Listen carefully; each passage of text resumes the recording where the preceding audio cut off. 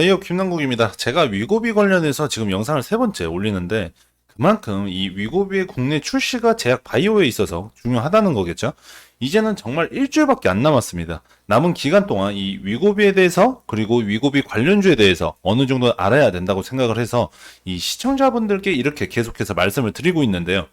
제가 어제는 이 위고비 때문에 상승의 모습을 보여줬던 종목들을 한데 모아서 말씀을 드렸었습니다. 그러면서 이 위고비 출시 이전의 테마가 다시 한번 움직여줄 거라 또 말씀을 드렸었죠. 오늘은 조금 더 세부적으로 들어가서 이 위고비가 견제해야 되는 국내 비만 치료제 기술 세 가지를 말씀드리려고 합니다. 물론 이 국내 기업들의 기술 모두가 혁신적이고 중요하긴 하지만 제가 봤을 때 가장 빠른 시일 내에 큰 움직임이 있을 것 같은 기업을 기준으로 선정을 했으니까 제 견해인인 만큼 좀 참고 정도로만 사용을 해주시면 좋을 것 같네요. 비만 치료제 시장이 점점 커지는 만큼 어제도 말씀드렸지만 이 국내에서 비만 치료제를 개발하는 기업들이 굉장히 많습니다. 화면에 안 보이는 기업들도 분명히 있을 겁니다. 근데 보이는 기업 중에는 이 HK 이노엔, 한미약품, 대봉LS, 일동제약 각 기업들마다 이 성분도 다르고 제형도 다른데 이 거기에 현재 진행 중인 임상 일정들도 대각각입니다. 어제 영상에서 쭉 말씀드렸듯이 참고하시면 좋을 것 같고, 이런 비만 치료제를 개발하는 기업 중에 이 위고비 판매 기업인 노보노디스크의 점유율을 탐낼 수 있을 만한 기업을 좀 꼽자면 저는 한미약품, HK 이노엔, 마지막으로 일동제약 이렇게 세 군데를 꼽을 수 있을 것 같습니다. 왜 제가 이 세 기업을 먼저 이 한미약품은 그래도 우리나라 제약 바이오 기업 중에서는 크다고 할 수 있는 기업 중에 하나죠. 또 중요하다고 볼 수 있는 부분이 뭐냐면 이 한미약품에서 개발하는 비만 치료제가 다른 비만 치료제와는 차이점이 있다는 겁니다. 기존에 이 비만 치료제는 투여 시에 이 체중 감소의 효과를 확인할 수 있긴 했지만 이 근손실이 같이 일어나는 모습들이 보여졌죠.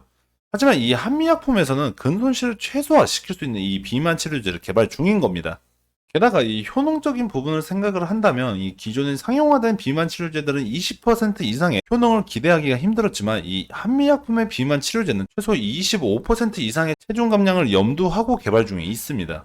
게다가 이 한미약품의 비만 치료제는 이 대부분의 비만 치료제와 같은 GLP-1 기반의 약물이긴 하지만 3중 양리 작용을 이용해서 효과는 극대화시키는 연구를 계속해서 진행 중에 있습니다. 이 한미약품은 체중 감소 25%에서 30%까지 목표를 하고 있는데 이 정도 수치는 이 비만 대사 수술 수준의 이 체중 감량이다 보니까 효능적인 부분에서는 기대가 생기는 부분이죠. 게다가 앞에서 말씀드렸다시피 근손실을 최소화시킬 수 있다는 점도 좀 크게 작용할 수 있다고 생각이 됩니다. 제가 생각하는 두 번째 기업은 바로 HK 이노엔입니다. 현재 우리나라 기업 중에 이 비만 치료제를 가지고 임상 3상을 진행 중인 기업이 HK 이노엔이 유일한데요.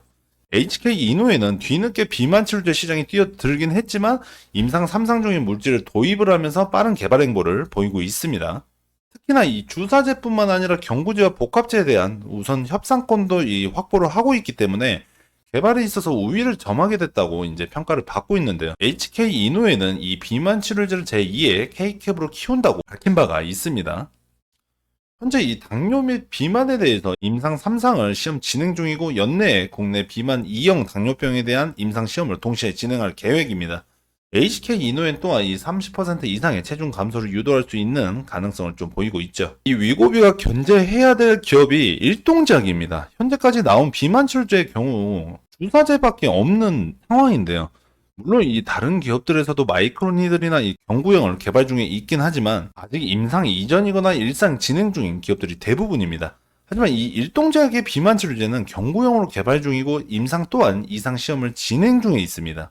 일동제약 이전에 이 화이자 또한 경구형으로 개발 중이고 임상 이상 완료를 했다는 점은 일동제약이 이 후발주자라고 생각이 될 수는 있겠지만 경구형의 시장 수요가 높을 거라 예상이 되기 때문에 출시 이후에는 빠른 성장이 가능할 것으로 생각이 됩니다. 이를 뒷받침할 수 있는 부분이라 생각되는 게 뭐냐면 이 경구형으로 개발이 된다는 것 자체가 일반 주사제들보다 가격적인 경쟁력이 있다고 생각이 되는데 물론 각 약물마다 차이가 있긴 하겠지만 이 대부분의 약물을 경구형과 주사제를 비교를 했을 때 이 경구형의 약물이 주사제형보다 가격적인 부분들 평균적으로 싼 편으로 소비자에게 쉽게 다가갈 수 있는 경쟁력이 될 수 있다고 생각이 됩니다. 게다가 이 주사제를 꺼려하는 소비자들에게 있어서 이 경구형은 쉽게 접할 수 있고 간편하기 때문에 위고비가 어느 정도 견제를 해야 되는 약물이 아닌가 생각되는 부분인 거죠. 제가 금일 말씀드리는 기업들과 기술들은 아직 상용화가 되지는 않았습니다. 하지만 현재 국내에서의 연구가 꾸준히 진행이 되고 있고 이제는 우리나라 바이오 시장도 크게 성장을 했기 때문에 세계 시장 자체를 위협할 수 있는 부분도 있을 거라 기대가 됩니다. 오늘 이렇게 노보노디스크가 견제해야 할 기업이자 이 기술 세 가지를 말씀을 드렸는데요. 물론 제 개인적인 견해이고 정답이라고 할 수는 없겠지만 이 위고비 출시 이전의 테마에서의 큰 움직임을 볼 수 있는 종목이 될 가능성이 상당히 높은 기업들이기 때문에 어느 정도 염두에 둘 필요성은 보여집니다. 다음 위고비 영상에서는 위고비가 어떻게 유통이 되는지 과정에 대해서 알아보는 시간 가져보도록 할 거고 오늘 영상은 여기에서 마무리하도록 하겠습니다. 대기업의 김남국이었습니다.